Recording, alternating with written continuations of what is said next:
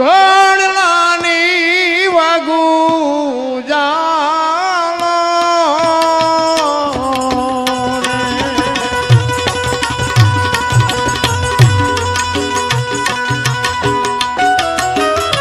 કરવી રાગ કુળની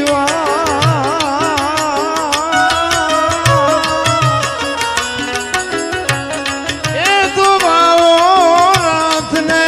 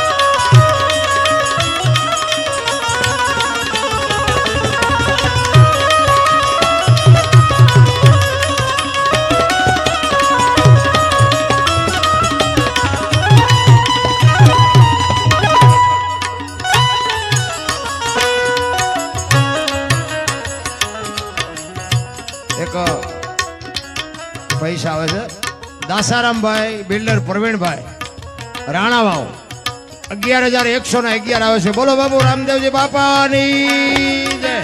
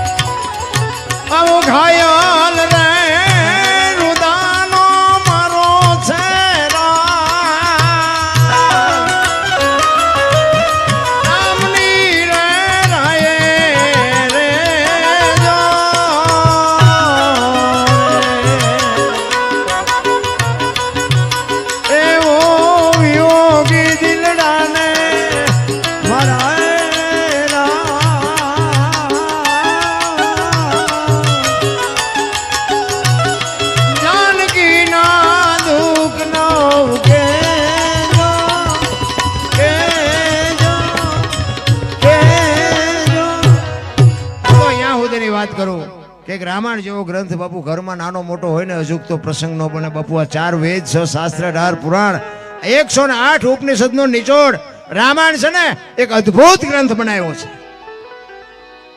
તમે જો હું એક જ વાત તમને કરું, રામાયણ આ તમે આવડો મોટો આયોજન કર્યું, આવી રીતે ગામમાં કથાયું બે, અમારે તો કેટલી બાપુ તારીખ ઉપર તારીખો આવે. હવે આ કથા બેહારવાનો મીનિંગ શું બધાને ખબર છે ને? મૂળ તો સાંભળવાની જ દે ને. કથા સાંભળવા, કથા ચાલુ આપણે બેહાડી, કથાનો મતલબ શું? કથામાંથી એક જ વાત આવે ને, રામ કથા બેહાડી હોય તો કે અયોધ્યા નગરી દશરથ રાજા 4 દીકરા રામ વનમાં ગયા, સીતાજીને રાવણ લઈ ગયો, હનુમાનજી અહીંયા ગયા, રામે રાવણને માર્યો ને લાવ્યા. વાત તો આવડી આજ કે બીજું કઈ? તો આ એક ને એક વાત ને સાંભળીને શું કરવાનું? એની આપણને ખબર તો હોય છે ને બાપુ, લાખો રૂપિયાનું કરોડો રૂપિયાનું માણસ ખર્ચો કરે તો એની આપણને ખબર ન હોય. આમાં ફાયદો કોને? મંડપ વાળાને, સાઉન્ડ વાળાને, કલાકારને. તમારે શું? તમારે તો ખિસ્સા ખાલી થાય. પણ રામાયણ જયારે ગામમાં વંચાતી હોય અને વક્તા બાપુ એક વાંચતો હોય અને રામ ને ભરતનો પ્રસંગ આવે અને એ પ્રસંગ સાંભળ્યા પછી બાપુ ભાઈ ભાઈનો વિખવાદ હોય અને ઘરે ગયા પછી નાનો ભાઈ જો મોટા ભાઈને બથ ન ભરી લે તો કથાનો કોઈ મતલબ નથી. રામ રામ. હાઉ વહુના ડખા ન મટે, દેરાણી જેઠાણીના ડખા ન મટે તો બાપુ રામાયણનો મતલબ શું ભલામણ? રામાયણ ઈ કે છે કેવા દીકરા હોય, કેવા ભાઈઓ હોય, કેવી માં હોય, કેવા બાપ હોય. હવે આપણે જો આપણે એવા બુદ્ધિના ગાળિયા થાય ક્યાં મેળ પડે ભલામણ? એટલા જ માટે લક્ષ્મણ બાપુ 14 આંસુ રડે છે. માં ભગવતીને સીતાજીને મૂકવા ગયા પછી ઈ કે મારા મોટા ભાઈ મારી પાસે કેવું કાળું કામ કરવા માટે મોકલ્યો છે. એ રોતો રોતો બાપુ કહે છે અને સીતાજી બાપુ લક્ષ્મણને ભલામણ કરે છે કે એ ઘાયલ છે, એનું બૈરું તું બની જાજે, એની પથારી તું કરી દેજે, એને જમવા તું આપજે. એટલે કે છે એ જી લક્ષ્મણ ઘાયલ રે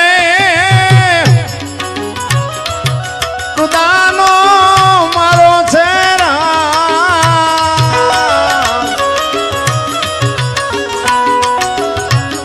રામની રે રાયે રે જો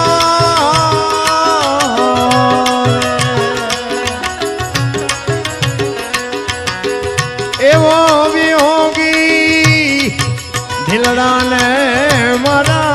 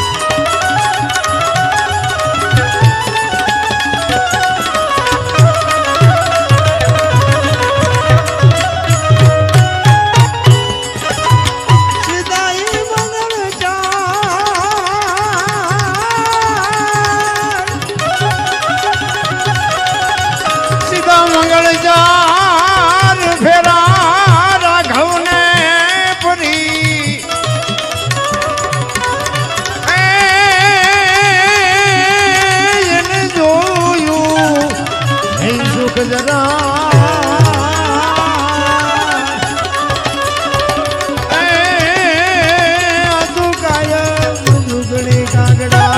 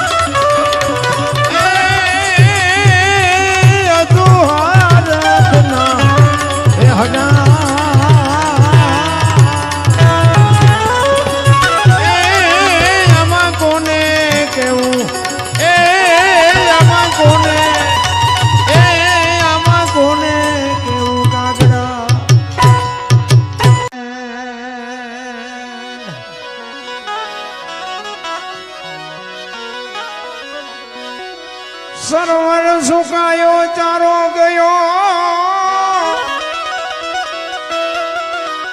અને ઓલો હંસલો હજુ ન જાય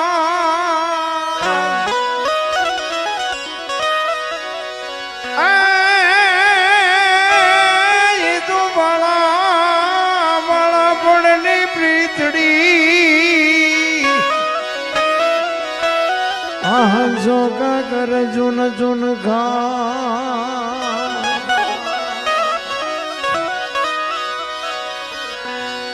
રૂપ ને ગુણ માગ્યા કોઈ દી નો મળે અન માગ્યા માગ્યા ઈ મળે નહીં કોઈ દી માં એ તો સમજણ નહીં હા